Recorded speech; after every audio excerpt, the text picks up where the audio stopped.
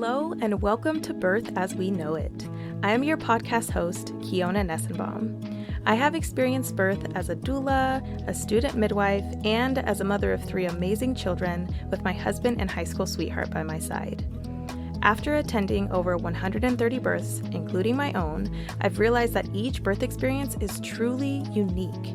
So make sure you subscribe and join me every week as we are guided through many different birth experiences through the lens of the storyteller. Please be aware that some of the stories can be triggering to hear, so feel free to pause, take a breath, and come back and listen whenever you're ready. With that said, let's prep ourselves to dive deep and get detailed about what really happens in the birth space. As a reminder, this podcast is intended for educational purposes only and has no intention of giving or replacing any medical advice. All advice that is given on the podcast is from the personal experiences of the storytellers. All medical or health-related questions should be directed to your licensed provider. Before we dive into this episode today, I want to ask that you listen to this episode with the intention of sharing it with a friend. You can share this episode directly from wherever you're listening to your podcast, or you can find the specific webpage on my website, kionanessenbaum.com. Sharing this episode will bring the stories on this podcast to the ears of many more. All right, let's dive into the episode. Hello, everybody, and welcome back to the Birth as We Know It podcast. Today, I am interviewing Martha Snyder on her 3 very different birth experiences, one of which was in Japan and 2 of which were here in the States. So we're going to talk about that, and I'm excited because she is also the owner of Brave Steps Doula Services and is offering fertility support, birth support, and does usually offer postpartum support, but is just taking a break right now because she's got a little one of her own. So yeah, Martha, welcome to the podcast. I'm glad to be here. Yeah, so let's go ahead and just start by you telling us a little bit about yourself and who's in your family. Yeah, so as you said, I'm Martha Snyder. I grew up in the Pacific Northwest in the Portland area. Moved up to the Seattle area where I met my husband, and we lived here for a couple years. Then we moved to Japan and lived there for a couple years. We lived in Eastern Washington for a couple years. Back down to Portland area for a couple years, and now we're back in the Seattle area. So kind of like a weird circle. Yeah, it happens. Yes, and we like to joke that, you know, at each place we like picked up a child. So like we moved, had a kid, moved, had a kid, moved, had a kid, and then we moved, and we want to be done with moving and having kids now. That sounds like a good plan. You know, I think 3 is a good number. I have 3. No judgment to those that have more, but I do not envy you, and I give you all the praise for being able to get through it. Let's go ahead and just dive into the first conception that you've experienced. So your first name is Oliver. So let's talk about the conception process and pregnancy with Oliver.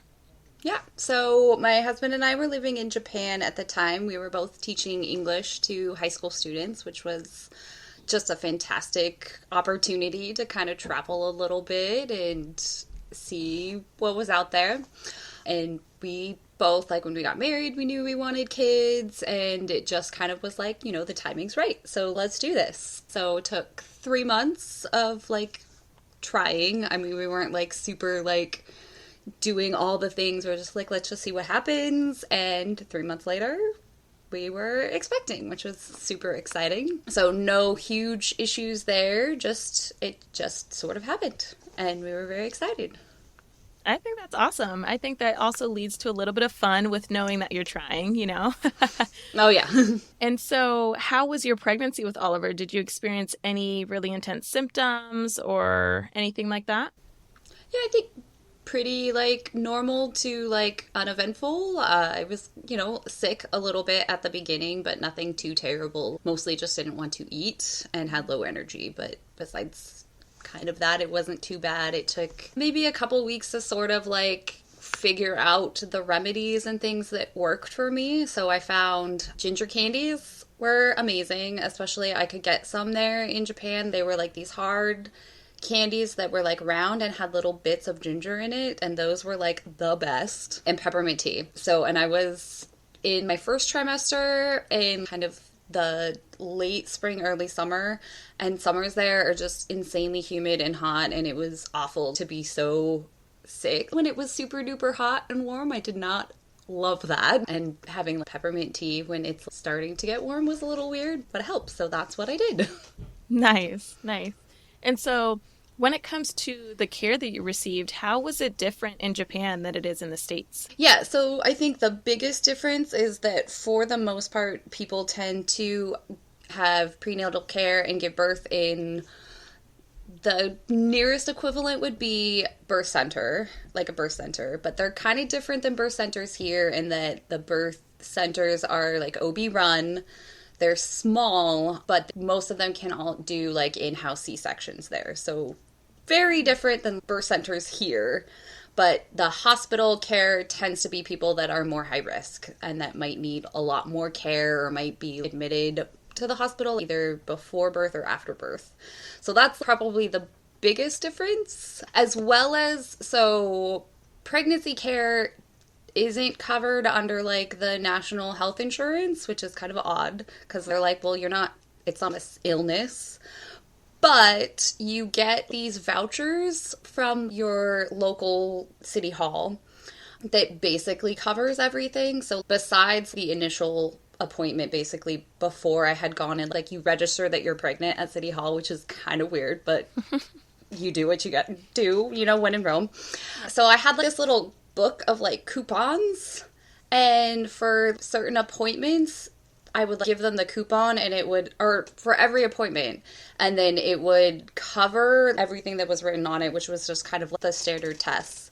And some of them I had to pay a little bit, but it was the equivalent of $10. And basically I would have to pay that once a month. I would have 2 coupons when I was doing 2 appointments monthly, and one of them would be free, and one of them I would pay that $10. Another big difference for care is that they do an ultrasound pretty much at every appointment, but they're super quick. So I never had a big 20-week, let's look at everything. I'm assuming that kind of along the way they sort of looked at all of those things, but they were usually 5 minutes. They'd do the heartbeat, they'd measure baby, and then at the end they were measuring fluid. But every appointment was okay, let's do this. And I was okay. Yeah. I'm trying to think of other, but otherwise, it's kind of very similar. You go in, you get weighed, you pee in a cup, you do the measurements, they listen to the heartbeat, you talk to the doctor for a second, and then you're on your way. Oh, the other thing that's different is you don't make appointments. I never made an appointment in Japan. You just show up, which is in some ways kind of nice because usually I would go on a certain day, but some days I would just be I'm too tired, I don't want to go. I'm just gonna go home after work and not go to an appointment. So it just meant you had that flexibility. But it also meant sometimes you might be waiting for a really long time for your appointment. So for me, in Japan, one of their biggest holidays is New Year's. A clinic was probably closed for a little while in August because that's their other big holiday. But in Japan, they were closed for New Year's. I'm assuming if you had a baby, they were there. But they didn't do any appointments. But then the week after, and I was 30... I would have been 37 weeks around New Year's. Full. It took forever to get an appointment. I think the doctor had called in. I'm assuming some doctor friend, maybe someone that was retired, to help get through the appointments because it was the only time I saw this guy. But oh my gosh, it was so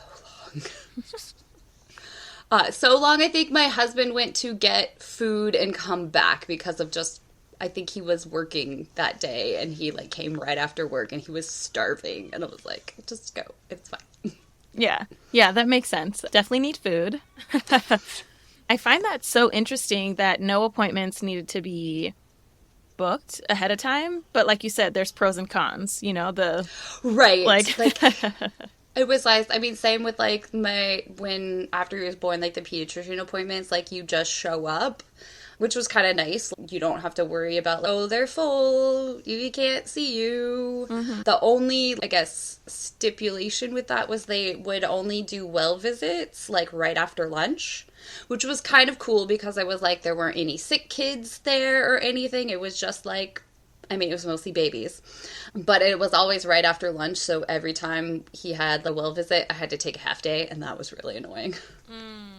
Yeah, I could see that being annoying. One thing that I noticed that you said was that what you kind of related to being equivalent to birth centers here over there is still ran by OBs and doing C-section in-house. That's so interesting. Super interesting, which was kind of nice. It would be really rare. You'd need something big to have to go to the hospital, which was really nice to be like, okay. Yeah.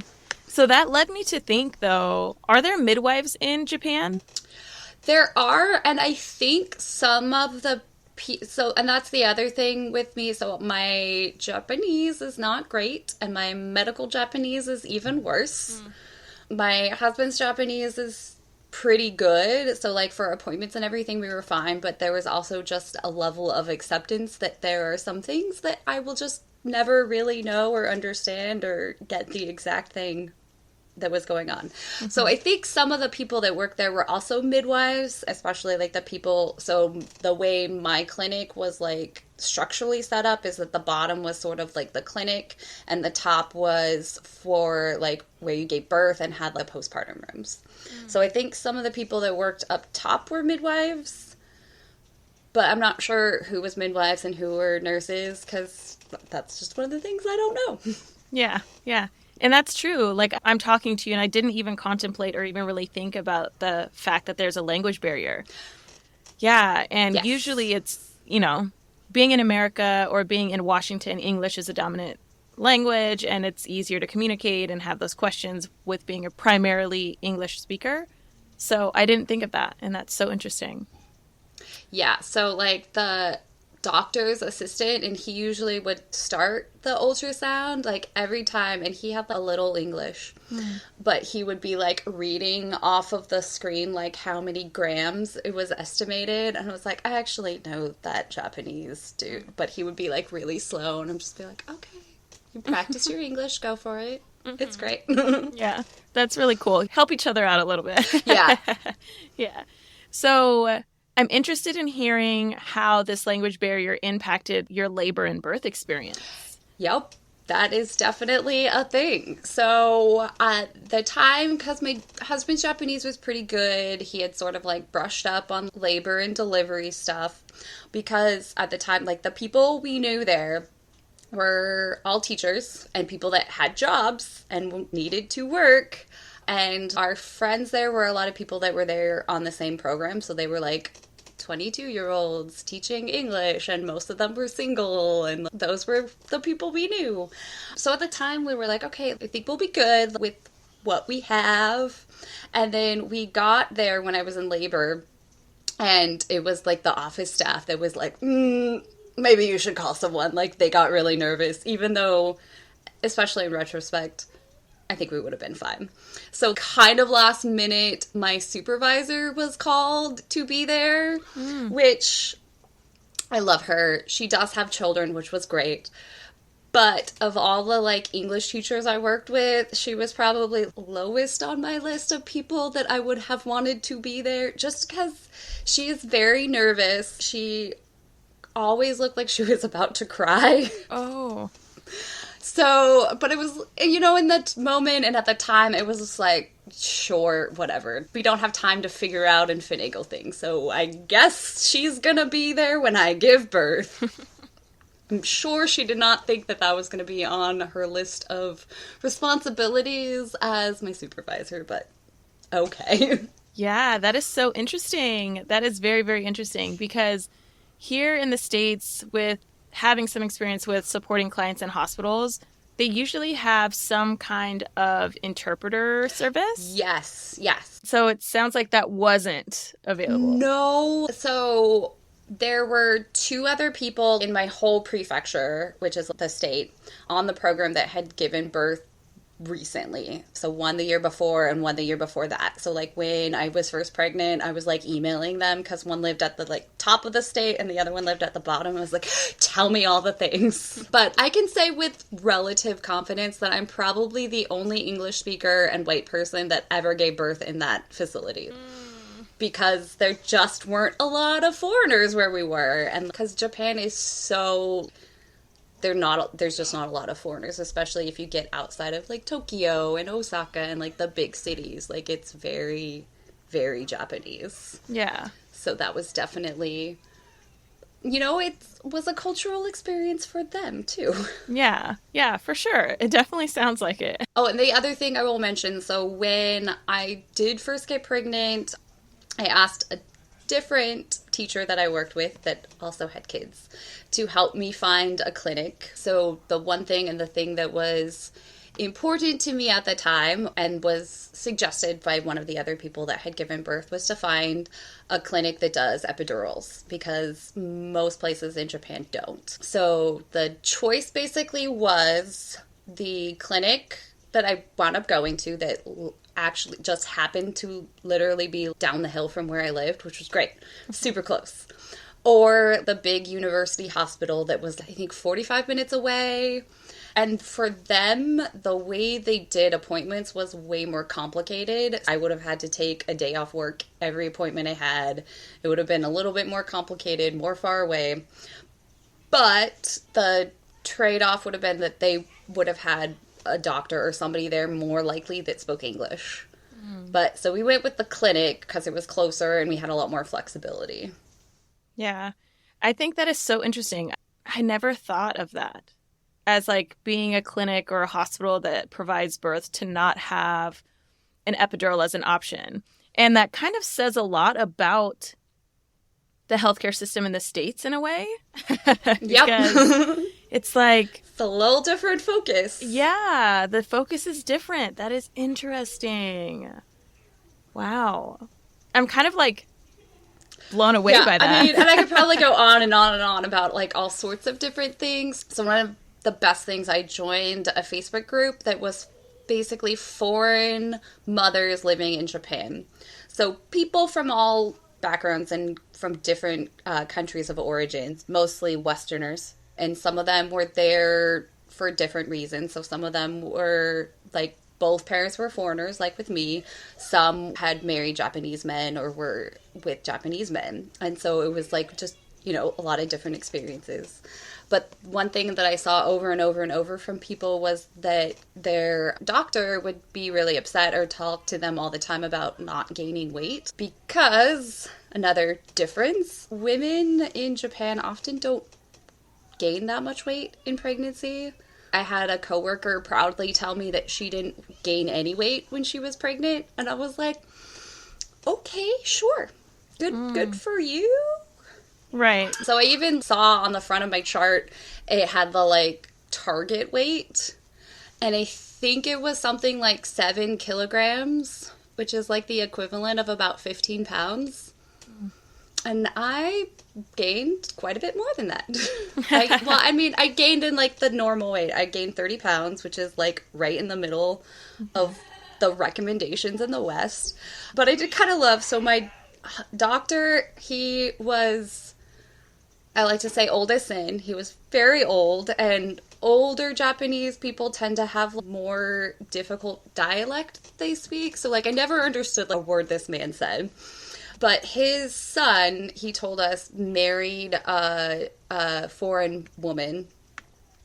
And so anytime like weird things would pop up, he'd just be like, oh, well, you're foreign, it's fine. And so he never said anything about my weight, but I know many, many people that was a big thing. And that a lot of people found it really frustrating that there was so much focus on weight gain and gaining too much weight. And some of the things that I have heard of other people being told were extremely hurtful and terrible.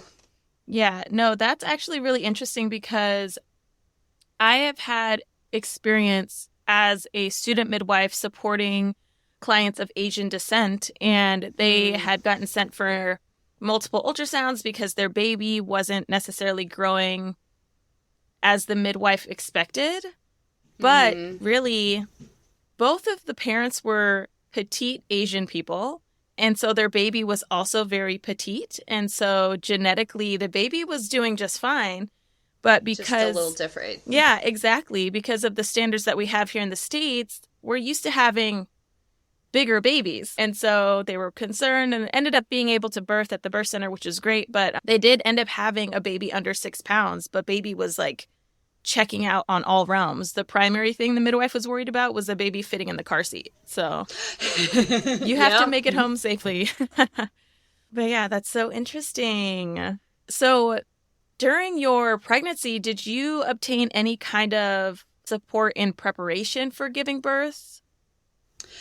Yeah, so I had those friends that I had messaged just to kind of get a better idea of what to expect and what might be different, which was great and really helpful, and they were wonderful resources for me.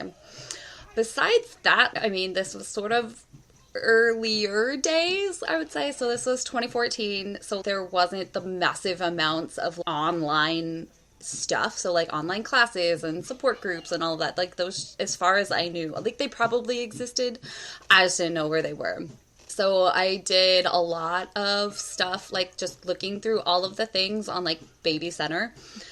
Baby Center was probably like one of my biggest resources. At the time I was really active on Reddit, and there were like pregnancy groups there, and that was really helpful too, just to see what other people were doing and what to expect and what was normal.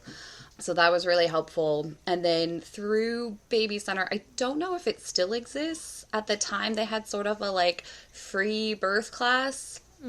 It was actually really helpful. So my husband and I both did it. It was really short, but it mostly was just kind of going through the phases of stages of labor and what to expect, and had like a few tips. And that was pretty much most of what we did, just because there wasn't a lot of options. I'm sure there was stuff there in Japanese that would have been really difficult, and I'm not sure how terribly helpful it would have been. And because I just sort of accepted that it was going to be a wild ride, that I was just kind of buckled up for being really open to see what happened.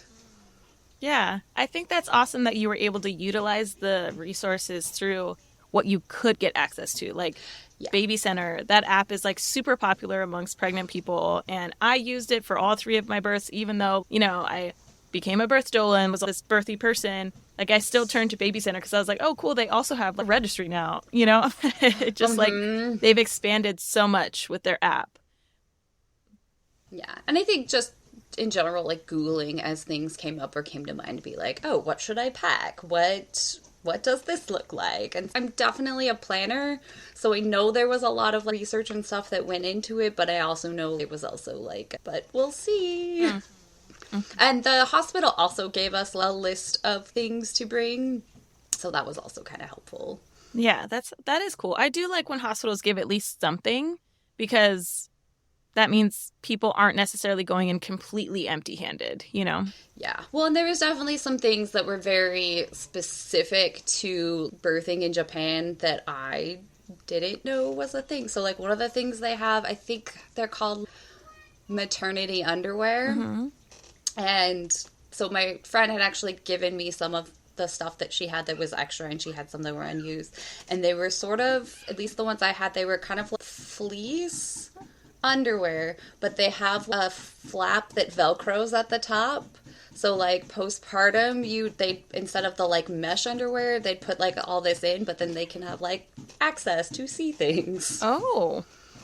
And so I was supposed to bring some of those. But I'm sure too, because I think I have heard stories of people that just don't. And I mean, they're medical professionals, they figure it out. Right, yeah. But I was like, oh, this is different. Yeah. That's cool, though. That's cool. Just like one of the other small little differences, you know? Right. That's really awesome. So let's go ahead and dive into your birth story with Oliver. When did you know that you were in labor, and what steps did you take to get to your birthplace? So I gave birth at 40 and 5, so I was a little overdue, but sort of typical for first timer. I felt great. Like, I felt wonderful my entire pregnancy, like especially at the end. Like, I was not uncomfortable or anything, except like maybe the day before I gave birth. So Tuesday, we like met some friends for lunch because I was on leave. And I was like, I just kind of just feel bleh today. And then the next day, Wednesday night, was when I went into labor. So my husband and I, so it was dead of winter, it's January, it's so cold, like this, where we lived, they have not figured out like insulation well in this, so it's just cold, and we're like huddled up. We have this like kind of, they have these tables called kotatsu that are like coffee tables that have a heater underneath, and then you put a blanket over the top, and then you put your legs under it, and they're fantastic. So that's where we, like, hung out all winter, and we're, like, watching TV as we often would do at night. And I just remember feeling and thinking, like, man, I think I have to, like, poop, because I kept feeling poop cramps is what I thought they were. And then I went to go to the bathroom before I went to bed, and I was like, oh, that's mucus and bloody show. Maybe that was contractions. So I, like, tell my husband, and he's, because he's very, like, nervous type, and so he's like, oh my gosh, what do we do? And I was like, let's go to bed. And he's like, are you sure? And I was like, yeah, I'm feeling things, but it's, like, period cramps. Let's try and sleep. So he, miraculously, I'm pretty sure he actually went to sleep, which for a nervous guy is crazy. And I tried to sleep, but I was not very successful at it. So was like trying to sleep. I at least got some rest in. I think it was about 12:30 that I pulled out the contraction timer and was like timing a few. I probably was around like 1 that I'm like, okay, I can't stay in bed anymore. So we kind of labored around the house for a little bit. I tried, like, Japan tends to have really big bathtubs, and I tried the bathtub and was super disappointed that I didn't like it, because I was like, the bathtub, I hear it's so great. Yeah, at least for him, I was not into it. I also distinctly remember just switching from feeling like really, really hot to really, really cold. Like, I'd have a contraction and feel really, really hot and just fling off my bathrobe, and then it'd be done, and I'm like, oh, now I'm cold. At one point, I was like, oh, I should eat something, like, before we get there, because I'm relatively sure they're not going to let me eat, because just Japan tends to be a lot more traditional and conservative. So he made me, I think I ate, like, some banana, and he made me, like, a banana pancake. And I think I ate half of it, and then it kind of, like, things were ramping up. So, like, by the time the pancakes were done, we had decided to go in. Mm-hmm. He called, and they were kind of like, you can come in if you want. And that, I think, was around 3:30 in the morning. So we kind of, like, trudged to the car, and again, just down the hill. It was only a couple minutes, but I also remember it being like, this sucks. I hate this drive. I'm so glad if we went with the close place. So I got there. They had me come into the downstairs place, had me do an exam down there. And I don't know if this is normal or not. I'd never asked. So they never told me, like, where I was, like, as far as dilation or anything. I don't know if that's common or not, or if I could have asked and they would have told me. But basically, he was like, yep, you're in labor, and then sent me upstairs. So I went upstairs. And so you go up the stairs, and then that first little bit is like the labor and delivery room, and then they have a hallway that's all the postpartum rooms. So they had me, I think, put my stuff in the postpartum room, and then we went back to the labor and delivery room. They had me put on the gown. I think I put on one of those, like, lovely underwear things. And then he's just like, epidural? And at that point, because I wasn't like, yeah, I'm gonna get it, or no, I'm not. It just kind of was like, whatever. And at that point, I'm just like, let's just do it. It'll be easier for everyone if we just do it. So they had my husband go out, which I know isn't common here, but whatever. And he, like, put it in, and I'm laying on the bed, and probably my first thought was just like, well, this is a weird epidural. So it worked, which was great. But instead of having, the little, like, IV thing with the drip, it was this giant syringe that they put on my chest. So, like, it had the tube and everything was normal, like, into the back. But instead of it being a drip, it was just a syringe. Huge thing, just hanging out on my chest. And every 2-ish hours, it would start to wear off. I could feel everything, but in that, like, it's wearing off and everything feels weird kind of way. And then the nurse would come in, push a little bit more in, and then it would take like another 20 minutes or so to like fully kick back in. And was like the cycle we had. And I was like, this is not exactly what I signed up for. Right. That is so strange, but it was super odd. Like, okay. So we did that a couple times. Well, and it just, I mean, I'd never been in labor. I'd never had a baby. I think the video we watched, I think have sort of showed like a delivery, but I think it was a home birth delivery, which is totally different. And just so I'm like there, and also don't really know that much about like epidural. So I'm like on my back, and I'm like, I don't want to be on my back. Can I move? And it wasn't for like hours before either one of the nurses helped me get on my side or something. I was like, oh, this is so much better. I think it was about 8 or 9 that they started getting nervous and were like, hey, can you call someone? So then my supervisor came. And it was maybe 10-ish, and then my husband was like, I'm really hungry. Can I go get some food? But I was like terrified of him leaving and missing everything. So I think he went and got like a snack or something, but he was not gone for long. I know at some point he called our parents just to be like, hey, things are going. But yeah, so that was kind of it. Like that laboring, the other thing I distinctly remember was they had the monitor, and it was just beep, beep, beep, beep, and then the blood pressure cuff going and I swear that night I could hear the beeping still, and I was like, oh gosh, make it stop. So that wasn't great. So at some point they came in and checked me, and I think, again, things you don't ever know completely. I think I must have been really close. Going back, I was probably like 9.5 or something, or like almost 10. And they were like, oh, you can do like some practice pushes if you want. And I was like, okay. And so I'm like doing it and thinking, and then I feel a lot of pressure and stuff. And I was like, oh man, like we're almost there, I think. And then so they came back in. And it wasn't until way later that I was like, oh, I think what I was feeling was probably the bag of waters. I thought he was almost crowning, and this was like just getting started with pushing. It's 10:30, and I'm like, oh yeah, I'm almost done. This is great. So I think either the water broke or they broke my water. I don't know which one it was. And then they're like, okay, let's get this pushing going. So also a cool thing, at least that bed, so instead of like stirrups, the bed like breaks down, and it would like the feet came back, and it was just like a platform that had the soft kind of like foam on it. And it was so nice to like just put my feet on there and to be able to like really push, and it wasn't like cold metal or like weird things. It was just like a really nice platform to push against. And then I had the handles on the side, and we're like going and we're pushing, and I'm like, all right, we're going. And then it just kept going and going and going. And at some point, I don't know if they asked or if it was a conscious choice, or they were like, this might be helpful, but they like stopped doing anything with the epidural. So like by the time he was born, it had basically totally worn off. So I still think it was a good idea in retrospect, but I also, I should have just not, maybe, I don't know. But yeah, so it totally wore off by the time he was born.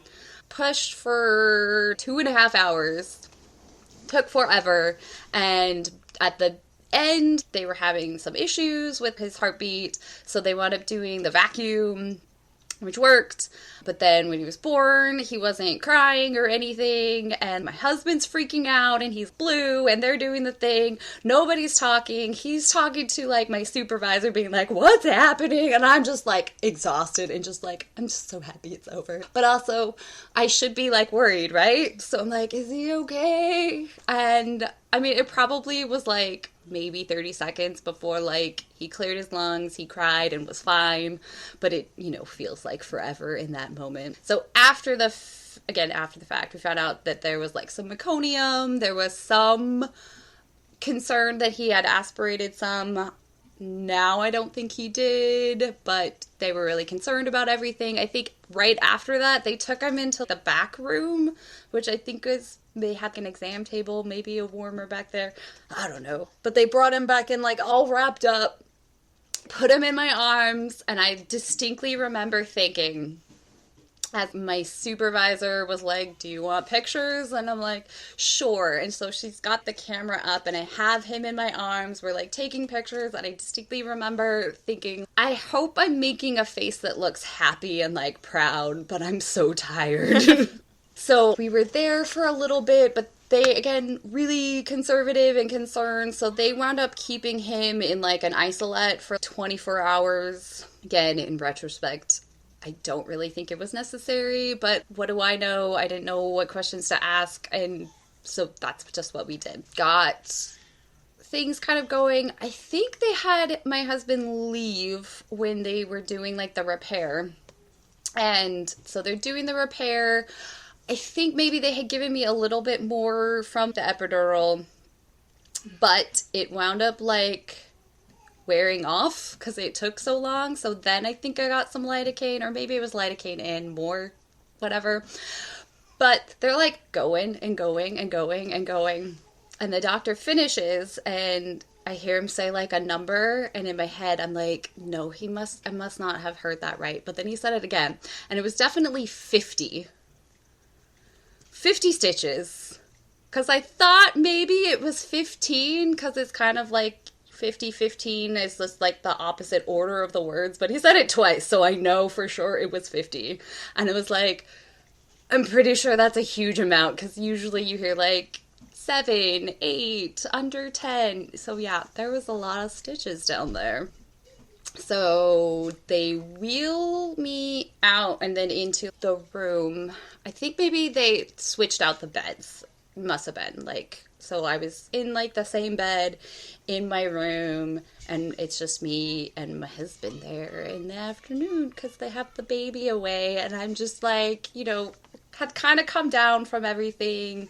I think at some point they had given me food that was literally the best meal that I was there, but the way I tend to work is when I'm like coming down from things I don't want to eat, and I was super bummed later that I barely wanted to eat any of the delicious chicken. And then I think my husband at some point basically went and begged them to bring him to me for like a bit, which they did eventually. I think we got like 15 minutes in the room with him, and I'm just sitting there and I could tell he was hungry, but they didn't want me to feed him. And again, I'm like, I don't know, maybe he can't because of the lung stuff. And I was really bummed, and then they took him back, and that was the first night.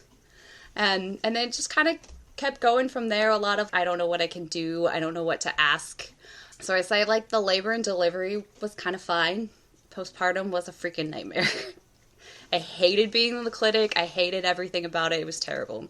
So they tend to keep you in hospital in the clinic for 5 to 7 days, which my friend loved. Like, she was like, I was pampered and they gave me a massage and it was wonderful. And I was like, I fed alone and like they wouldn't give me my baby and were really unhelpful. So that was really rough. The nurse we had that night was like also really rude. She kept asking my husband why he was there and if his boss knew that he was there. And every time we saw her, she was asking questions about him and really weirded out that he was there, which I know can be normal there, but also just, dude, we just had a baby. Like, back off. Yeah, so I didn't get to breastfeed until I took a class, and the class was this lady telling us about how to formula feed. It was awful. And then I got zero help breastfeeding. So it had been, I think at that point, about 3 days. He had been on formula for 3 days. I had horrific engorgement and nobody to help. So like I was like Googling on Kelly Mom every freaking day, finding things, and then they started coming at us being like, well, he's losing weight. And I'm like, yeah, he's supposed to lose weight, and doing all the calculations to be like, nope, he's still in the normal range. And we would argue with the nurses all day long, and then they'd finally be like, fine, nurse him, whatever. And then the next shift would come on and we'd start it all over. And then the doctor, when he would come by and do rounds, would be like, talk to us and just be like, yeah, sure, feed him. It's great. Breastfeed. It's awesome. And he would be like, fine, whatever. But all the nurses would be like freaked out and really unhelpful. And that was like every day for 5 days. And we thought we had asked if rooming in was like how they did things. And they said, oh yeah, of course. But I think our definitions were different. So we had him like that 15 minutes that first day. He was out of the isolate, I think, after 24 hours. But they still would only bring him to us if we asked. And like when I went to take a shower, they would put him back in the nursery and then they wouldn't bring him back to us. And so it just kind of did wind up being like longer and longer periods of time. But that was not what I wanted and not what I expected. And so that was really, really terrible and difficult. And I hated it. But there was one fabulous nurse. I freaking love her. She was so kind and helpful and gentle, and she like helped with my engorgement. It was really great. She was the one that wound up showing us like how to give him a bath, and she was just great. Didn't speak any English. I think I wound up just crying one day because I was so upset with how everything had been going, and she just gave me a hug. And when we left, she was like on, and she like gave me her personal phone number just because I'm like, I don't even know how it would be helpful because she didn't speak any English, but it just was so touching that she was like, here if you need help. And she was great. So maybe made up for the one nurse that was horrible. But so I got to leave at 5 days, which was great. I was so happy to leave. I also thought it was kind of hilarious that the doctor and everybody, like every time I had a checkup, they were always like, wow, you're healing so well and quickly, and shocked. And I was like, I don't know, maybe because I had, like energy because I, gained a decent amount of pounds for like my 8-pound baby. I don't know, maybe there's a connection there. But so we finally got to go home and I was so happy and it was wonderful. It was difficult because he was still on like some formula, so it was like a process to wean him off the formula that I'm still a little upset about because it was totally unnecessary. But about, I think 4 weeks, we were finally like fully on the breast milk and I was so happy. Wow, Martha, that is a story. Yeah. Yeah, there's so much to unpack there, and there's a couple things that I've taken notes on here. So one question is, with your son being born in Japan, does he have citizenship in Japan, or is it dual citizenship? He does not. Okay. So Japan does citizenship by blood, so you have to have a parent that is a citizen. Got so it. Because we were both Americans, we like to tell that he was a boy without a country for 3 months until we could get to the embassy and get his like passport and citizenship stuff completed. Wow, yeah. Also, I think it's super interesting how for a vaginal birth, you still stayed 5 to 7 nights. Mm-hmm. That's very interesting. And I see the pros and cons to that for sure. But with them having baby in a different room, with you having that language barrier of not being able to understand what, Right. I think the language barrier and just the inexperience of just not knowing what to ask and what was normal and, I don't know, not maybe being as assertive. At that point, we had been in the country for 2.5 years. So you get kind of used to just like, well, this is the way they do it. And I don't know, maybe if we were a little less like that and a little more like, no. And we were with some things. And I think the things that were really important to us, as far as we could, like we pushed back a lot. But we probably could have done more. Yeah, that's still, I commend you for being able to do it with such a language barrier, and it's interesting to also hear how the expectations of all of the nurses that were serving you were like kind of surprised. 1, that your husband was there, and then 2, that you wanted your baby so much. Yeah, and I know it's fairly typical. A lot of women will go to their parents' place that may or may not be where they now live, and then they'll have their baby there and stay with their parents for a while and then come to where they live and their husband lives. So I think that maybe is part of it. I know it's not uncommon or unheard of that like your partner will be with you when you give birth.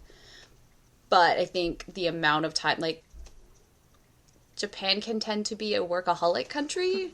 One time it was Saturday and she asked why he was there. It's like, it's Saturday, lady. And then there was one time, so my husband didn't wind up getting any time off for the birth, so he was there like that whole day on Thursday when he was born. And then his school was actually really great. His school, so where our house was and where his school was like right there. His school was like a 2-minute walk from the clinic. So his principal basically told him like he could come and go as long as he was there for like the classes he had to teach, which wasn't too much. So he was able to be home a lot and be at the clinic a lot, which was great. But I did one time, I think he had gone home to shower and she was like, oh, your husband's not here. And I was like, man, I wish I had the language to tell you off because I'm pretty sick of it. Yeah, getting annoyed.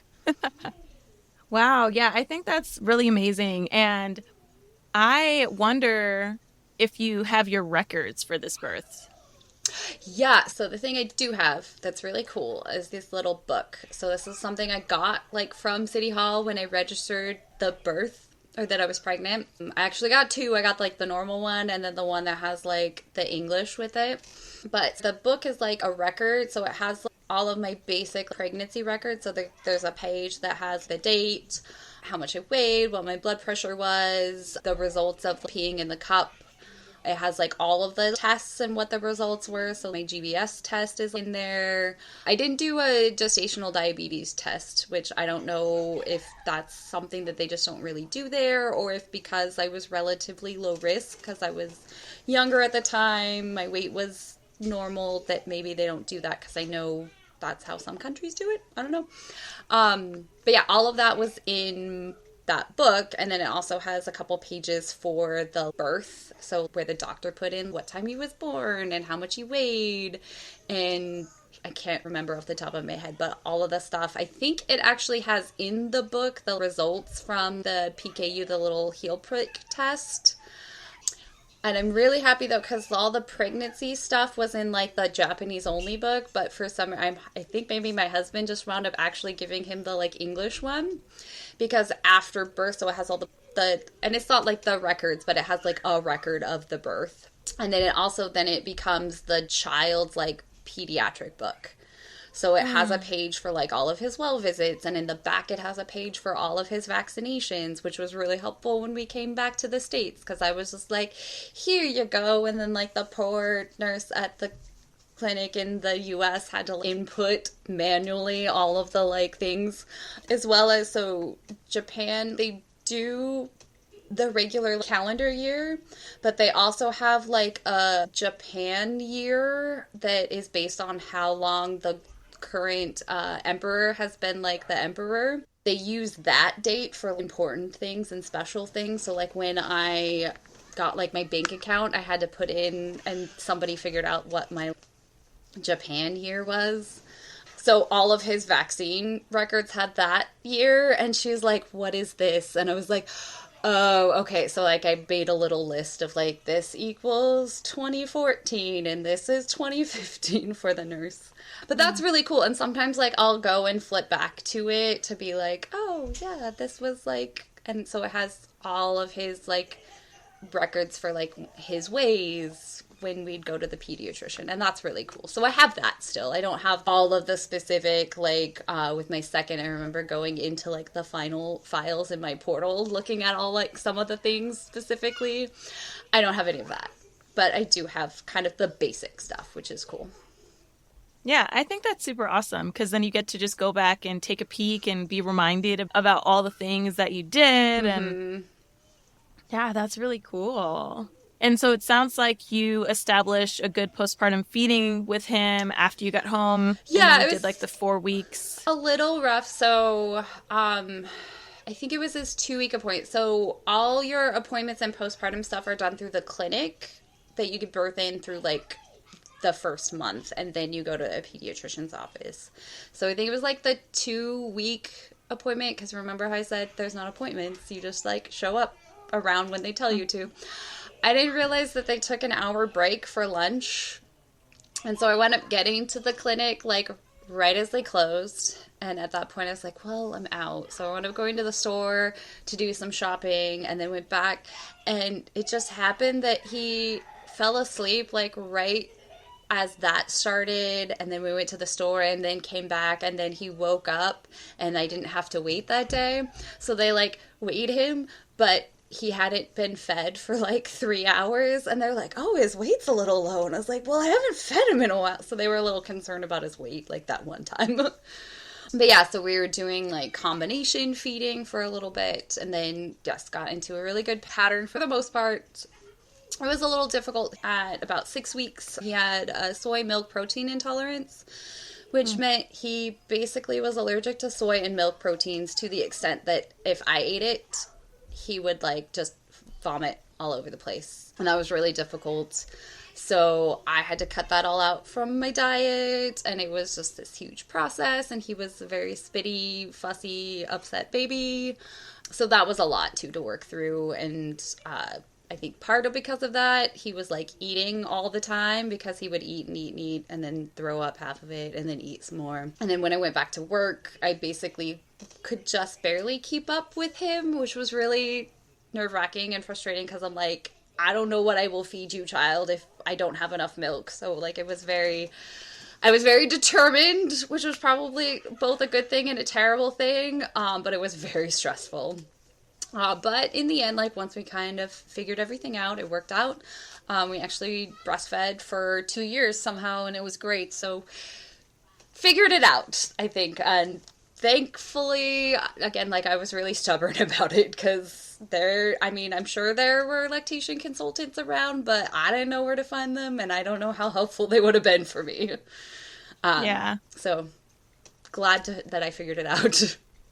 Yeah, I'm glad you figured it out too. That sounds like a very challenging moment in time, especially with that kind of anxiety with being like, if I don't give you what I have no idea what you're going to eat. Right. So I'm like, I don't know what's available here. I had found the formulas you can feed, and I could find them on Amazon in Japan, but they were like, I mean, those are expensive formulas. They were like twice as much because they were like imported. So I'm like, there has to be, there probably was an equivalent, but yeah, it would have been a lot to figure out. Yeah, for sure. So I still definitely want to talk about your 2 subsequent births. So let's quickly talk about the conception process with Luna. Yeah, so kind of the same. So we came back to the States when my son was a year and a half. My husband was going to grad school, and I was a high school English teacher. So after we had been there for a year so that I would have benefits, basically, and be able to take time off, we decided it was time for number 2. Also took 3 months. I do remember the second month, I wound up being a little bit late for me, and I remember like I had peed on a stick and it was negative, and I was like Googling like, could it be wrong? Like, what? Maybe the stick was too old. Like, I was doing this in the parking lot while my husband was getting something for my sister's-in-law's wedding.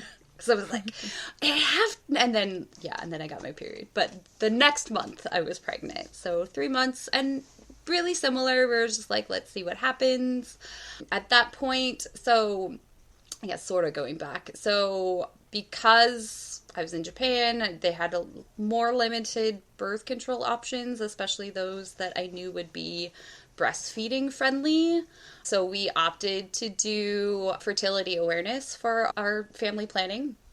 So I was tracking my cervical mucus, and when I could get a decent amount of sleep, my basal body temperature to avoid getting pregnant. I still didn't go like full tilt, full bore, but that did definitely help on the conception process because it was like, do the same things, just the opposite. So took 3 months to get pregnant, just like before, and it was great. We're like, okay, I'm gonna have another one. Yeah, that's awesome. So that means Luna and Oliver are about 4 years apart? They are 3.5? 3.5. 3.5 years apart. Nice. And so how was Luna's pregnancy? Really similar. I would say I definitely was a little sicker and it came a little bit later. So I remember talking to some of my friends just because with my son, I like peed on a stick, I started feeling sick the next day. With her, it was probably like 6 or 7 weeks that I started not feeling great. And I remember in that interim time being like really worried just because I know having those symptoms usually is a good sign. I was really worried that something was wrong or I was going to miscarry. But then the symptoms came. And so with her, I described it as like all morning I would feel so sick that I felt like I could throw up at any moment, even though I only threw up once. And then in the afternoon that would go away, only to be replaced with me feeling so dizzy that I felt like I could faint at any time. This was while I was teaching high school students full time. So it's just, and really tired. I was so tired all the time. So it was a limp to get through those first 3 months because I was pregnant. I got pregnant in September. So right as the school year was starting. Luckily, I was teaching in like a university town and I had, I think, 2 university students that were just there helping out their first semester in like the teaching program, just getting hours in school and being with teachers, and God bless them that they could do a lot of just like the simple grading that I had. Like I showed them and because I was so tired. It was so hard. Like my prep periods, I was like turning off all the lights and just sort of like resting. Made it through somehow. Yeah, that sounds tough. It was, I mean, I know people, not to play the, like, people have it worse, but, like, I know people have it worse, and, like, in the grand scheme of things, it wasn't horrible. I wasn't, like, throwing up constantly. I just felt crummy for 2 months. Like, it was not great. Yeah, I can relate to that. I was also one of those pregnant people that didn't have it as bad as others around me, but I still felt like so horrible. Fatigue was the biggest symptom of all time, and nausea. And it's so hard when you have a bigger kid. Yeah. To just be like, I'm so tired. Sure. I'm so tired, dude. I'm sorry. The other thing, so because I was all like, I figured it out, like with my first. I know what works with me. It'll be fine. None of it worked. None of the things that helped with my, like, nothing I tried helped. And I was, the hubris. Because I was like, I'll get my peppermint tea. It'll be fine. Yeah, it didn't. Like, I tried all sorts of different ginger candies. I tried ginger ale with real ginger. I tried ginger tea. I tried peppermint tea. I tried peppermint sticks.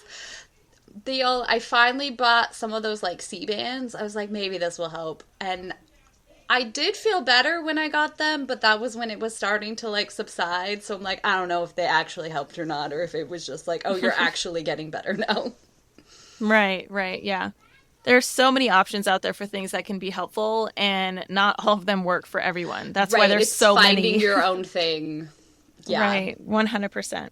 So how was going into her birth? Like, tell us when you realized that you were in labor and what your labor looked like. And where you chose to birth. Were you at a birth center, home, hospital? How was that this time around? Yeah, so we were in a little more rural Washington, but on like a border town. So I did actually have an option of 2 different hospitals. I went with the one that was, again, it was like a less than 10-minute drive from me.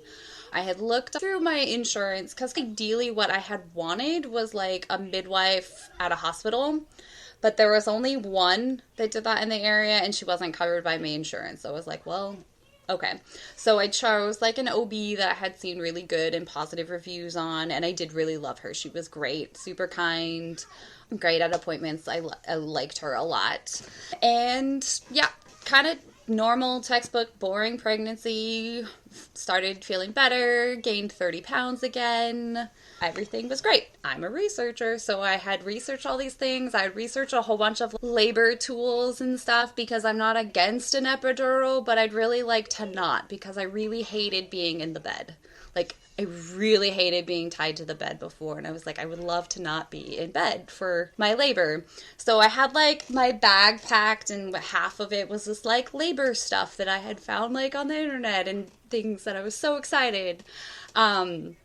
So for her, like the week leading up to when I gave birth, I had prodromal labor.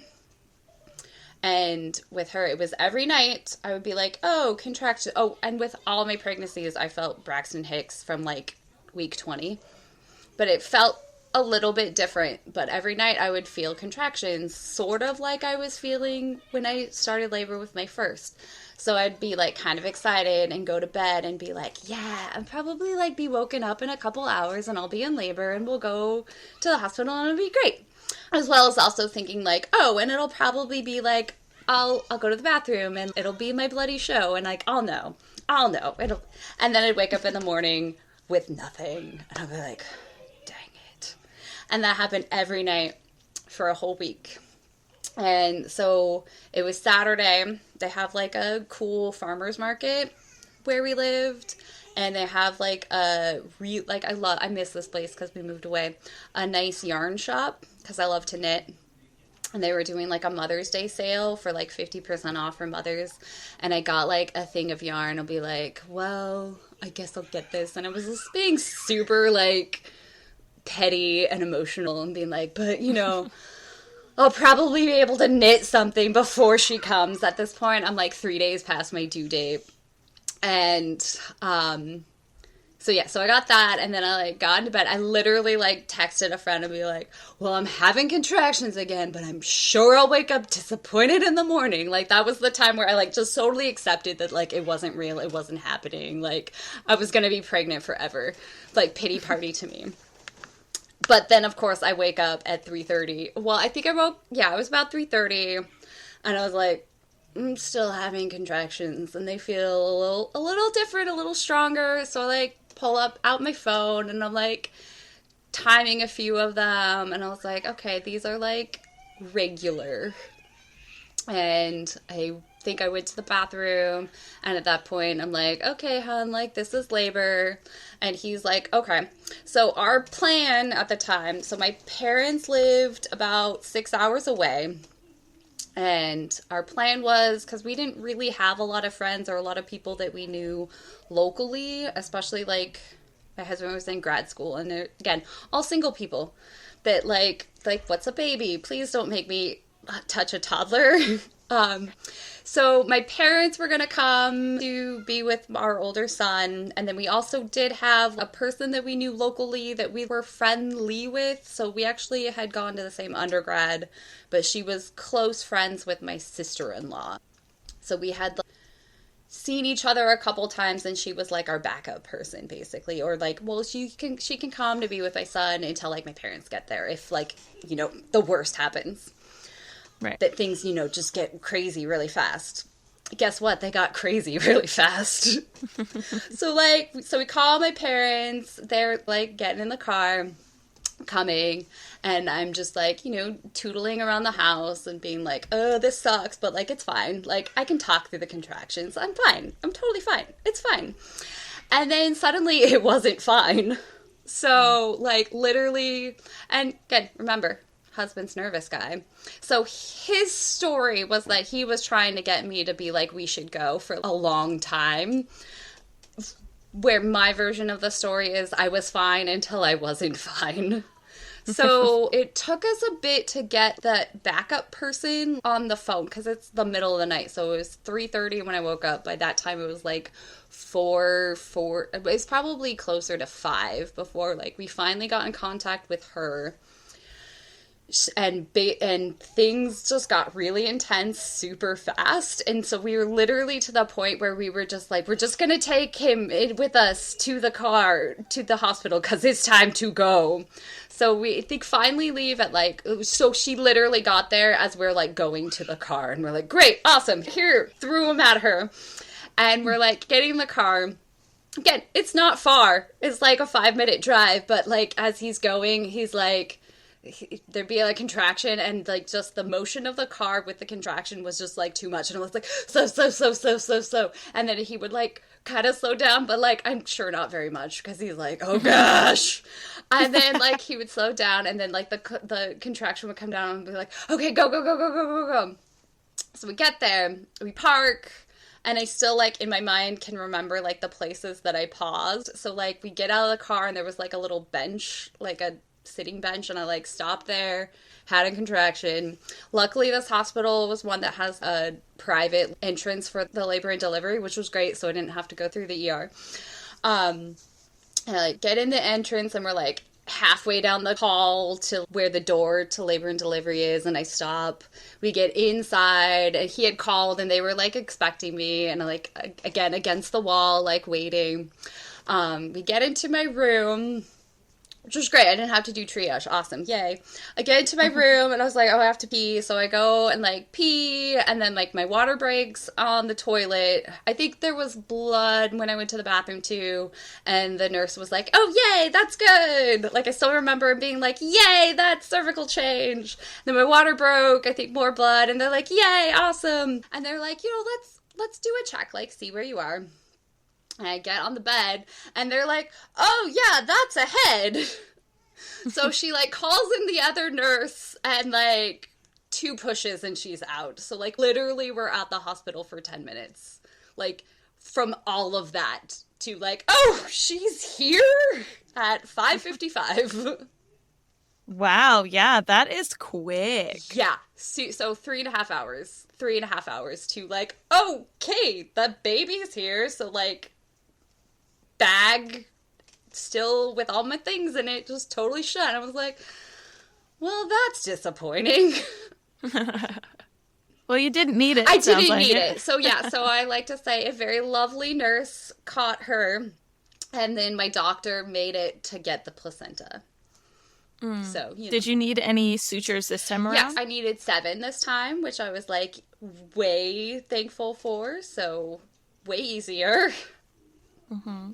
That actually makes me think. So you said you needed 50 as in 50 sutures the first time. Yes. Did they give you any kind of number of degree of tear? I didn't. I mean, nothing, like, I don't know. Like, I haven't had issues, so I'm assuming just a second. But, because I know usually if you get to 3rd or 4th, like, you know.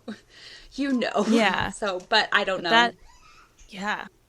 That's a lot. That's a lot of sutures. I remember, too, when I was talking to, because my OB, like, she's a family doctor, so I was seeing her beforehand, and I was just talking about it, and, like, when she, like, examined me, like, for, I think it was a pap or something, she's like, oh, yeah, like, she could see, like, all the scar tissue. Yeah. Well, so how was your postpartum time this time around with, like, feeding and baby being with you or not? Yeah, so she was with me the entire time. My parents did eventually come. They basically weren't even to the next town from where they were before she was born. So from their perspective, it was like, hey, we're in labor. Hey, we had a baby. But then when they came, they got him. So our friend dropped him off at the hospital to come meet him, and then my parents came and took him to our house. But I guess they took him to McDonald's, and he ran like a crazy boy, like he is all around it, and then I think he probably just got too excited and wound up throwing up that night. But we were all, like, terrified, because we're like, great, now our older kid is sick, and we have a baby, awesome. But he was totally fine. I think he just got excited and nervous. But he still remembers that to this day, like, throwing up after going to McDonald's when Luna was born. But they were at our house with our oldest kid, and then we left the next day at noon. So the hospital, again, really small. They had 2 nurses that were also IBCLCs. I got to see one of them, and she was actually my day nurse both days I was there. And I remember because she was asking, like, with breastfeeding and everything, she asked about my first, and I, like, basically just, like, poured out the whole story of my first. And she's like, well, after that, this one's gonna be so simple. And bless her heart, she totally was. Like, she latched right away. We had 0 issues. I was able to just, like, pump when I was at work and get as much as I needed. So when she was about a year old, I actually had enough extra in my freezer to, like, donate to another mom. I donated about 100 ounces to another mom. Like, nice. Everything about it was just easy. Like, I remember just holding my breath the first, like, 2 months to be like, please, please, please don't have any food issues, because I love my cheese. I don't want to give it up again. And like, it was just such a relief when we got past that point to be like, okay, we shouldn't have any of those issues this time. And yeah, just simple. That's awesome. And it always feels nice, at least for me it did, when going through knowing that the second time around is a little bit easier. Yeah. My third one is the one that threw me for a loop. But speaking of thirds, yeah, you have your third, Caspian. So yeah. Well, and just to kind of finish that up, I mean, I think because it was a simpler labor, so she was born in May, which was great as a school teacher because I had like the whole summer to just enjoy and be with her. My husband finished his master's program right before she was born and then was starting his PhD in the fall. So he was off. Like, it just was this lovely like summer of strolling through campus and just, I felt great. I felt so good in comparison to after my first. Like, just, it was so much easier. Everything was easy. It was great.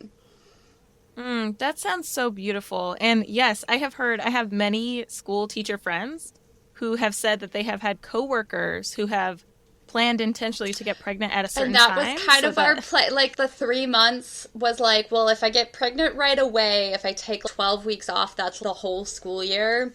So she was born in May. I used all of my PTO and all of my sick leave to get paid basically that last month. And then had the 3 months off. So it kind of worked out perfect. Yeah, that sounds great. So let's go ahead and lead into the conception of Caspian. So I think part of it, and what is maybe important, so because she was born so fast, and I had my unopened bag, I had a friend that lived like across the country that was pregnant and due, it was like 2 months, I think, after Luna was born, and she was talking about, being nervous. I think it was also her second, and being nervous for like labor and delivery and all of that. And we were just kind of chatting, and at that point I was thinking like, oh, I have all this stuff that I learned about using that I didn't get to, and I just kind of joked with her like, you know what, I'll just come out and be your doula. And then literally as soon as I had typed it to her, it was that sort of light bulb moment of maybe I should do that. Not actually go, because I had a baby to be her doula, but I was like, that sounds really cool. So it was probably about a year of researching and looking at stuff. Oh, not quite a year, but I immediately started looking at programs and thinking about what I wanted and jumping in different groups and learning about things. So I found a training that I loved, took it in 2018, and had been a doula for a while. I mean, kind of getting started in 2020 was weird. That put some wrenches in things, but we had moved in the summer of 2019. I didn't get a teaching job, which at the time I was really bummed about. In retrospect, I'm so grateful I wasn't teaching the 2019-2020 school year, because that would have been a nightmare. So when we moved, I was kind of like, well, let's see if we can make this doula thing work, and kind of dove in more toward that, because my original plan was like, oh, I'll teach and then like get clients in the summer. And so then it came more of like, I guess I'll sub and take clients. And then the pandemic happened, and then everything went weird as far as teaching goes. And now I'm like, you know what? I don't think I want to be in the classroom anymore. So now I'm a doula. Though I will, because, this comes up fairly often when I'm talking with clients or people, but I always tell them, I'm like, I'm still teaching, because being a doula is a lot of teaching and giving information and helping people. But I just tell them that now my students are really invested in learning, because they know the final exam is a doozy. So that's what I had been doing. My husband and I had been pretty, like, from the time we were dating, we had always wanted kids, and we both had been like 2 to 3. And we had 2, but we weren't sure about 3. I was a little while, like, I remember after my literally, I think they hadn't even, like, left, like, the nurses and stuff, like, after she was born, and just being like, I could do this again, like, right now, like, let's go. Because I was just, like, riding that high of just such a healing and better experience than the first time.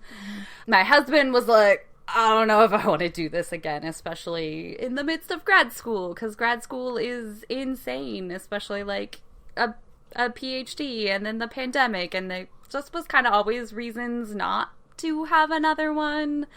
But then like our friend would have a baby and it'd be kind of like, oh, well, maybe, but not right now. And so we just kind of had, we kept kicking it later to talk about and deciding later and later. And then it kind of like literally was to the point where I'm like, okay, we have to decide now, because I'm, keeping kids' clothes and our youngest is now 5, and it's just more and more things that we're saving that I want to either just get rid of it and be able to know like we're done or not. I think we had a conversation where we both were kind of like, I don't know, but we definitely both were really feeling the like we need to decide, but then hadn't. And so I think it really was, I had gone to a birth. It actually was sort of a last minute thing. It was a doula friend that her client wound up getting induced a little bit early, and she had a event for her child that she could not miss that was out of town. That was like the next day. So, and everybody else she knew was busy, like her doula partner was busy or out of town that day. And so it was me, and I was like, yeah, I can do that. And so like the first doula was there like for 24 hours at the beginning of the induction, and then I was there for like 24 hours at the end of the induction. And it was just sort of a like, I got home and then just was like, I don't know, I had just kind of gotten off and like tracking super closely. We still were kind of just doing fertility awareness, but not quite as consistent as you should be if that's what you're using for your birth control. And then I was like, oh, it's been a while. And this story is also great because like it just was sort of that like, oh, I should take a test. So that evening, my husband's friend was like staying the night, but I just was like, I can't wait, I can't not. And so I had like an old test, like I knew it was expired, but I was like, you know what, I'll just, just for peace of mind, like I'm probably just stressed, it's fine. And it was definitely positive, and I was like, it's old, like that, it's, it probably, and I think we had been through like a couple moves at that point. So I'm like, So like the next morning I went to the store with my kids. My husband's friend left, but then my mom came to go to my husband to do something that he knew about.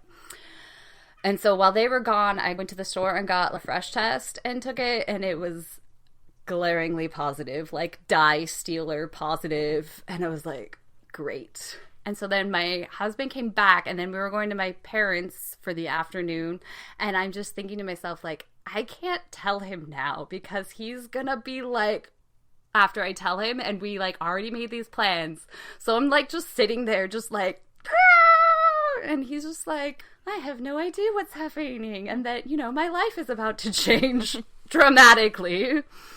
So got home, put the kids to bed, told him, and it was definitely like a Ross from Friends moment in the first episode when Carol tells him he's pregnant and he like freezes. Yeah.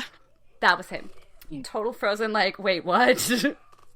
Yeah. So long conversation and definitely panic, but also I think sort of we both landed on the like, well, this way we don't have to choose, because we both just couldn't, like, and we still talk, like, we weren't sure and we weren't ready to make a decision, a permanent decision either way, to like go for it or not. And so we in some ways are kind of relieved that nature just decided for us so we were pregnant.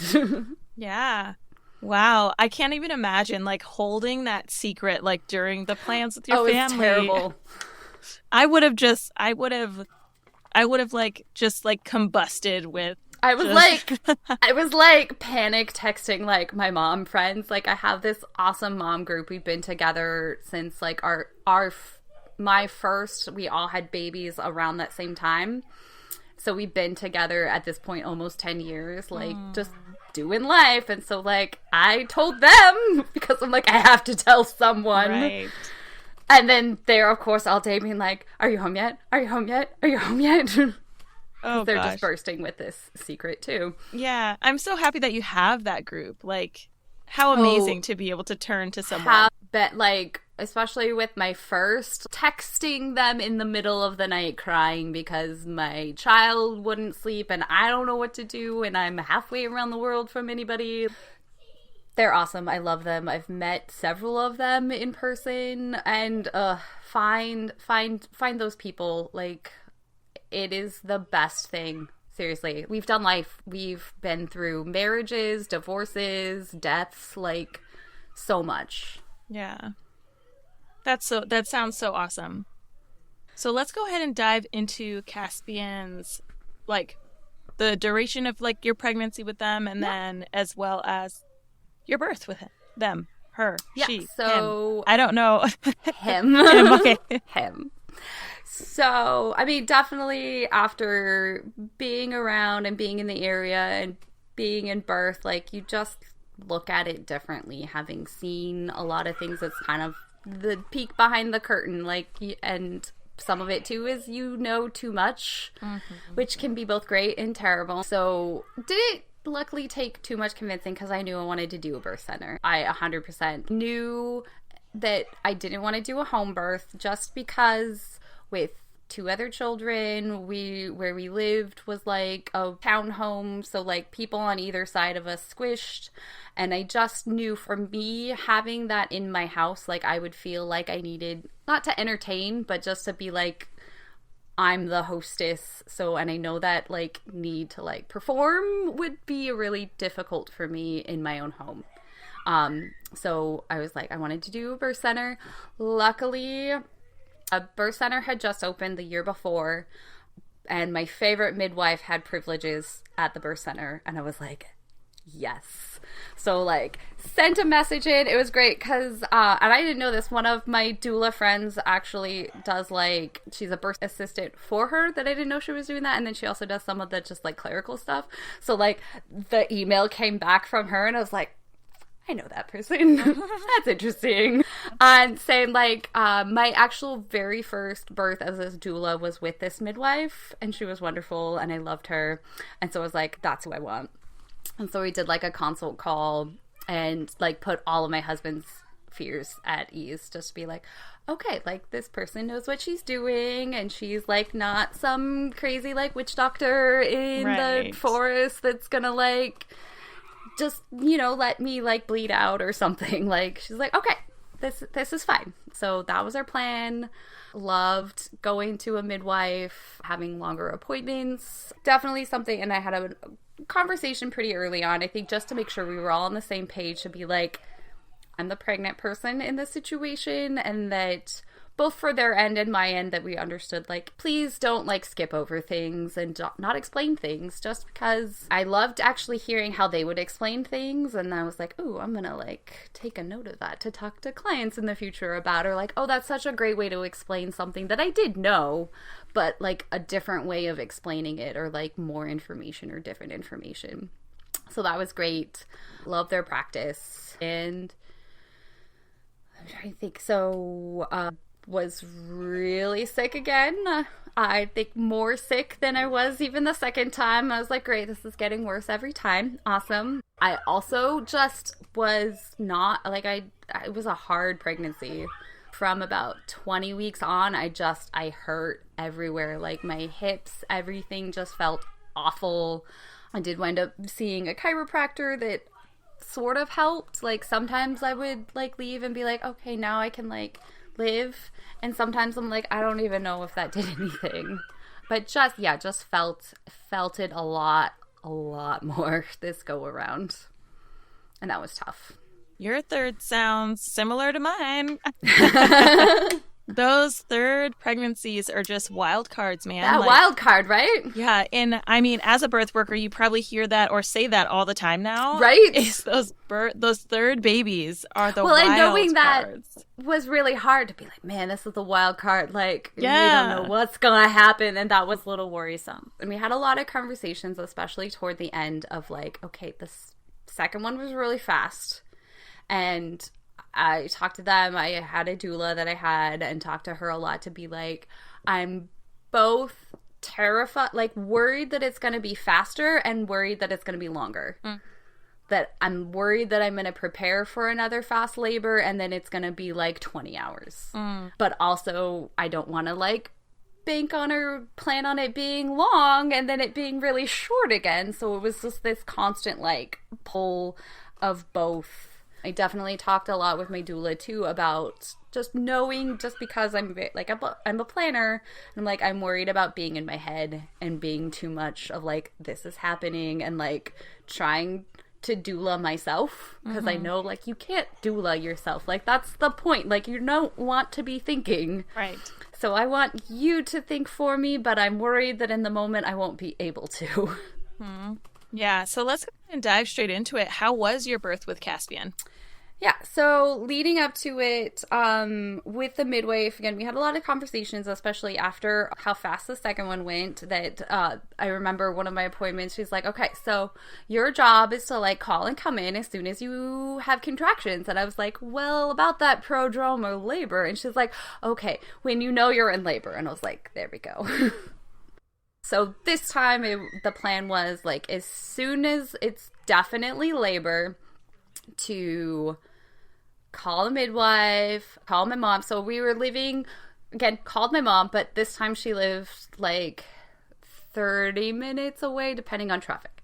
So the plan was to call her right away, call everybody right away. And then as soon as like my mom came, we were going to the birth center, and then that's where we were going to be.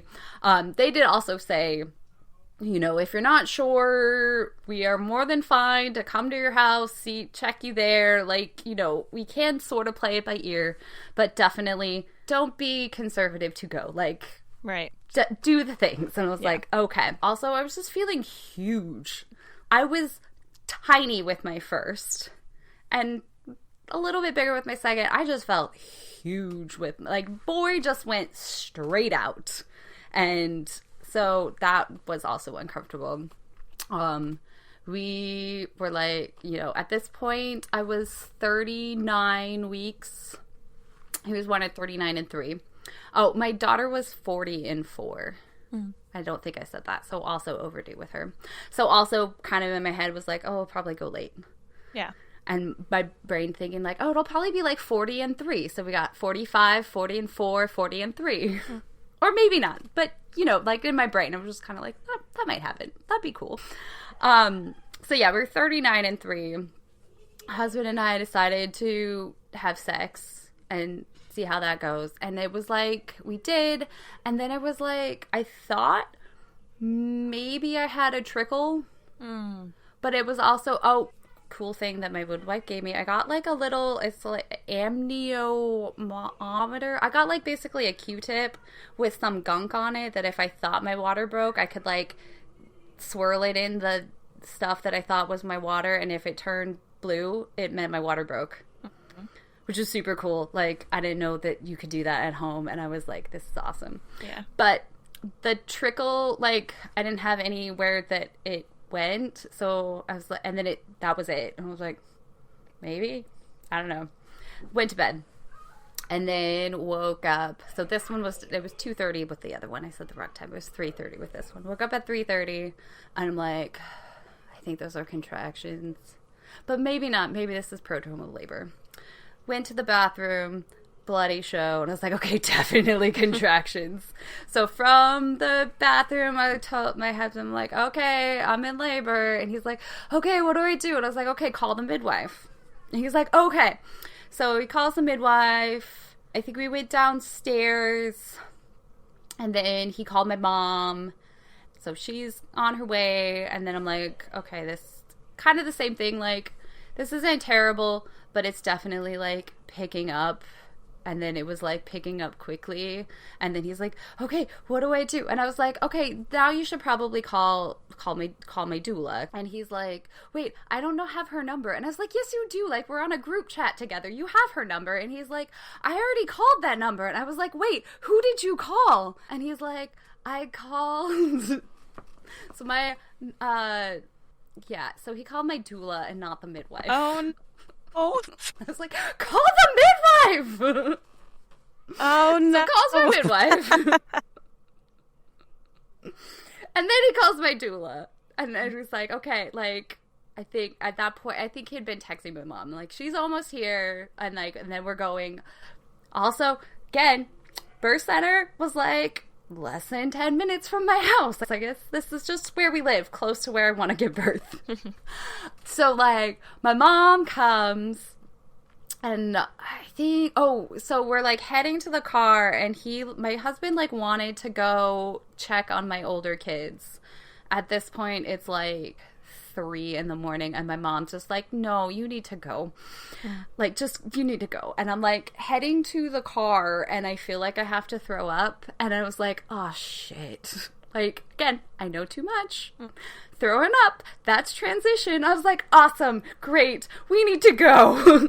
And so I, like, get in the car, and I cannot bring myself to sit down. And I'm like, nope, this is what we're doing. So I'm, like, hugging the back of the, like, passenger seat. I'm feeling, like, those waves of nausea. Luckily, I don't know why, but there was, like, a Halloween bucket that I think my kids had, like, put something in. Like, I wasn't the McDonald's one, but it was basically the McDonald's one, and I found it, and I was just, like breathing heavily into it, and it was kind of cool, because it was, like, blowing the cold air, like, back into me, and it made me feel less like throwing up, which was great. I was like, awesome. So we're, like, going down, and then my husband's just like, where's the birth center? I was like, just do what? Like, and he'd been there once. Yeah. But he, like, couldn't remember where it was. But, like, I knew, I was sort of giving him directions, and then he's trying to look it up on his phone. He has, like, my phone on his lap with, like, music, and I can't remember. He had something on my phone and something on his phone, and he's, like, trying to look it up, and he finally finds the directions, and we're getting there. And he's at, like, the light before it is where, like, the birth center is. It's, again, like, 3 a.m, and it's red, and he's just like, screw it, and just, like, turns against the red light, and he's like, I'm just going. We get there, and it's so funny, because he, like, pulls up. My midwife is, like, standing outside. They had asked, like, they had 3 rooms, like, which room I thought I would want, you know, if I got a choice, and it was, like, the far one, but at that point, I think she's like, nope, you get the one with the door that goes directly into the room. So we pull up, and I can't just imagine, like, it must be, like, an amazing sight that she's standing there. I'm sure my husband's, like, wide-eyed, like, panic as he coming in, and it's, like, my butt, like, there, and that's where we are. I think my doula had got there, like, just before we got there. So we go, like, into the door, and I have a contraction, and there's, like, this nice chair that's, like, right by the door, and I just, like, lean over on it, and I'm like, nope, this is where we are. This is where we are. I'm gonna be here. They start, like, filling up the tub. I wasn't super, like, I want a water birth or bust. Like, I'm kind of indifferent about water birth, and I was just like, nope, I'm here. I think I was at the chair for a couple contractions, and then the midwife was like, well, baby doesn't really like this position very well, so why don't we go to the bed, and I'll check you just to see, like, where we are. And I was like, okay. So, like, go on the bed, and she, like, is checking me, and I just have this, like, sinking feeling of dread that she's just gonna be like, well, you're 6. And there was just, like, a pause, and I was like, oh, shit. And then she's like, okay, so, like, we're ready, you can push, you can do whatever you want. I think at some point, too, when I was on the chair, I think it was so there's 2 midwives at the practice, the, like, main one, and then the one that has been there slightly less time, wound up kind of taking point on my birth. I think the other one maybe had gotten there. I don't know. My eyes were closed, like, the whole time. I don't know when anybody got there. I was just there. But I think somebody asked, like, if I felt like I needed to push, and I was like, maybe? I don't know. But yeah, so there's just, like, that moment of, like, you better not say. And she's like, okay, you're complete. Like, I was like, oh, thank goodness. Yeah. Because I'm like, I think at that point, like, I think just, It's so, unless you have been there, because like everybody's just like, oh, fast birth is great, then you're just done. And I was like, no, it's terrible. Like, because it's all the same thing. Like, you go through all the intensity, but it's just smushed into a tiny amount of time, and it's so intense, so fast, and it gets really, usually in labor, it kind of goes up slowly, and you can kind of, your brain and all of the hormones are able to match and kind of creep up quickly. But with like a fast labor, it goes from like 0 to 10 to like 100, and then your body's like, wait, what? So yeah, I'm really loud because that's all I could do to just like get through, is just singing real loud and out there. And I was just thinking, I was like, if we're not pushing, then I'm going to the hospital because I'm done. Like, I'm done. But I was definitely complete, and I was like, yay.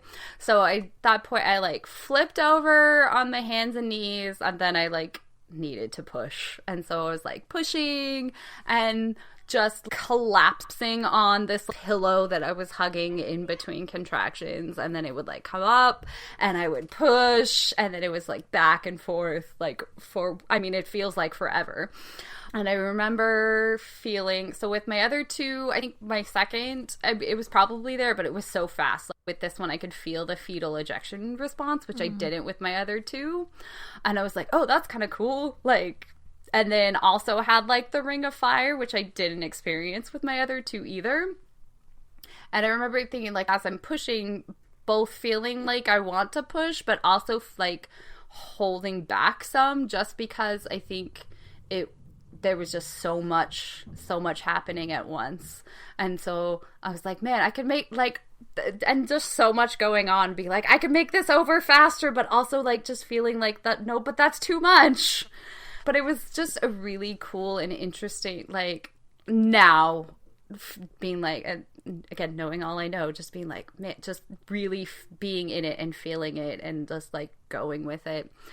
And so, yeah, so back and forth, and then finally he was born and came out. And so my second was 3.5 hours. When she was calculating all the stuff, he was 2.5 hours. And 45 minutes of it was pushing. And he was a big boy. So my first was 7 pounds, 14 ounces. My second was 8 pounds, 2 ounces. And he was 9 pounds, 3 ounces. So a nice big boy.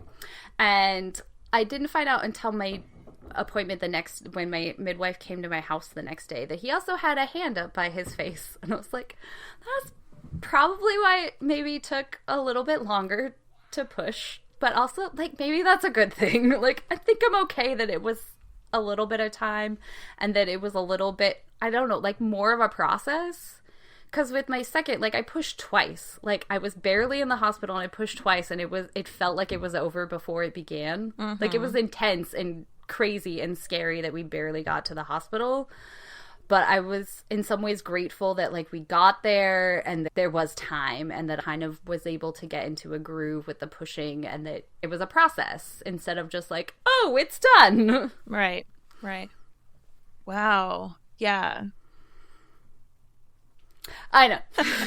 I'm just like, wow, that's so much. And I'm just like over here feeling it with you, because I'm like, oh, like I'm still stuck on the fact that he like called the doula, you know? I know. No, so the one midwife that was like the primary on call that night, but it was the one that owns the practice that was like doing all the charting, and she was like, well, when did you first feel contractions, and going through like kind of the timeline of things. And then I think I was checking something with my husband, and she was like, wait, you called the mom to come get the kids before you called me? And I was like, in his defense, he thought he called you. Yeah. Or he thought he called the right person. That's a oh no, good that point. was in my defense. I thought he called the midwife. Sorry, not his defense. Yeah, I think that is a good point. But man, So how was your postpartum with Caspian, like feeding and everything?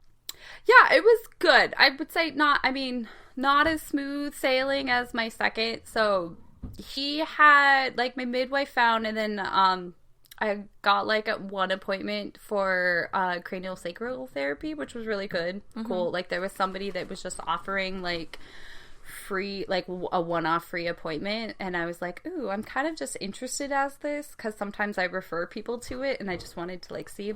So both the midwife and her said that he had like a really high palate, which can just make feeding sometimes a little funky. And in retrospect, I wonder if my first also had that, because I remember with my first and with my third feeling like when I was breastfeeding that just that initial letdown was painful. Like it just was like that same weird feeling with both of them. So there was that. But overall, it was pretty easy. I knew what to do. And that was really helpful. So, like, even though, like, that was a little weird, I also was like, okay, it's fine. We'll get through this and he'll be fine. We also had, so he was a little bit jaundiced. So I didn't have that with either of my other two, because we wound up calling the midwife at some point, but he was feeding really well. He was peeing really well. He didn't have any of the like secondary signs. He was just like kind of a little yellow.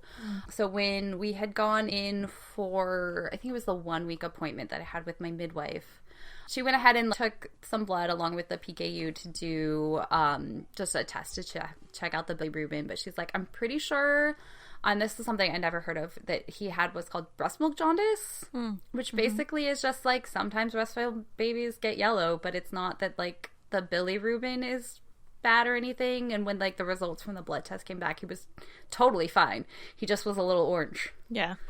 So like didn't have like the classical jaundice that you need like the lights or anything too, but it was a little concerning, but he was fine. Yeah. Wow. So many, like, each experience is so different. So different. Yeah, and that's what I love.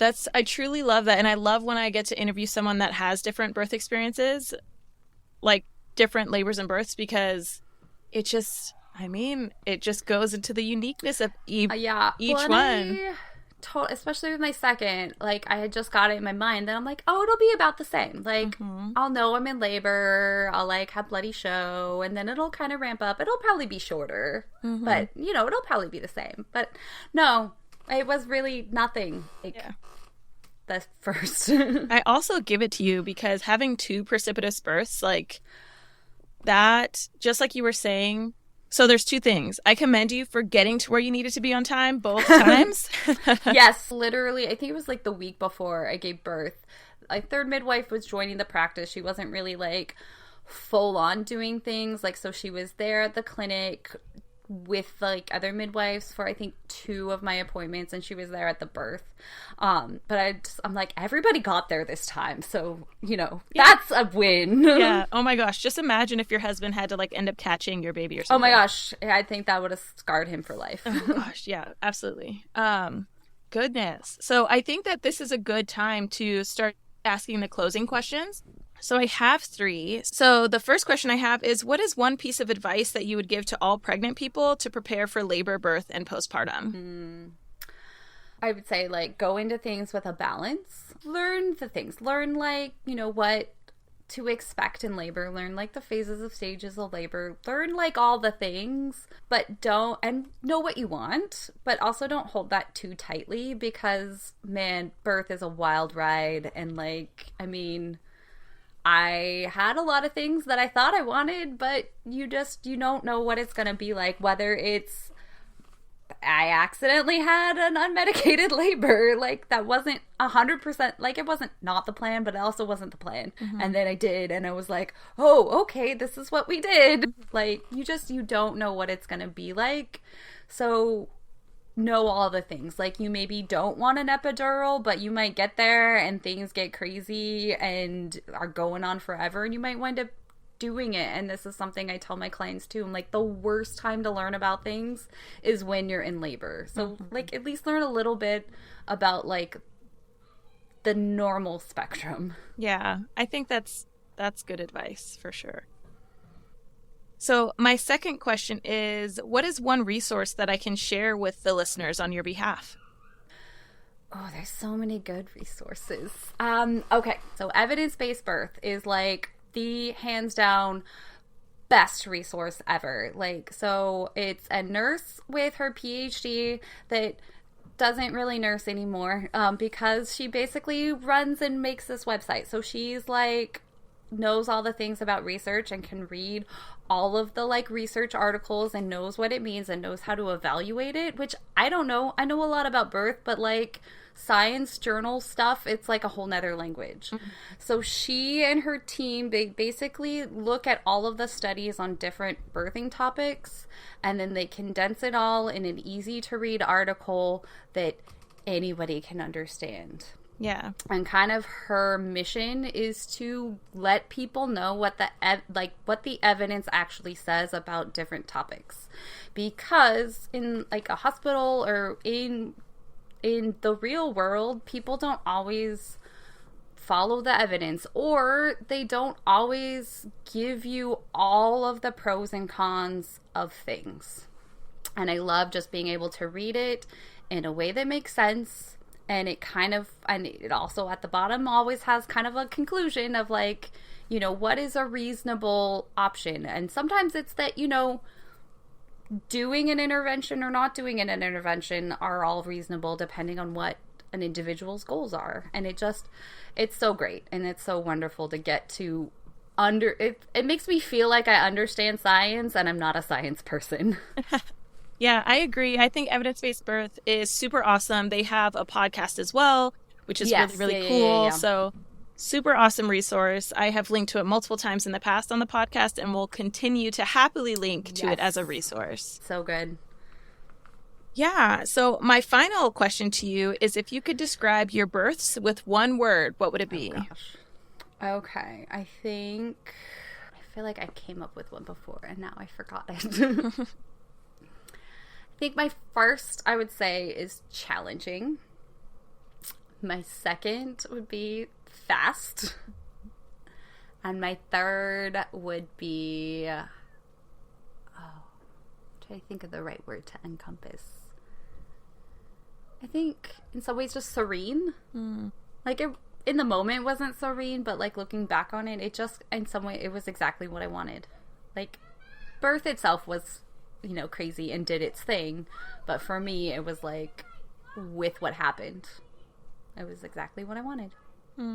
I love all of those words, and I can actually see each of those through after listening to all of your stories, so I love that so much. Martha, I'm super excited that you actually shared your stories with me, and I'm super excited to get this out into the world, and hopefully you can get some more clients that listen to this and see what services you're offering and then just do it. You know, I'm super excited about that. And then they can be on your podcast and we'll just go round and round. Yeah, exactly. Round and round, supporting each other. Oh, I love it so much. So thank you so much, Martha. Thank you for having me. Absolutely.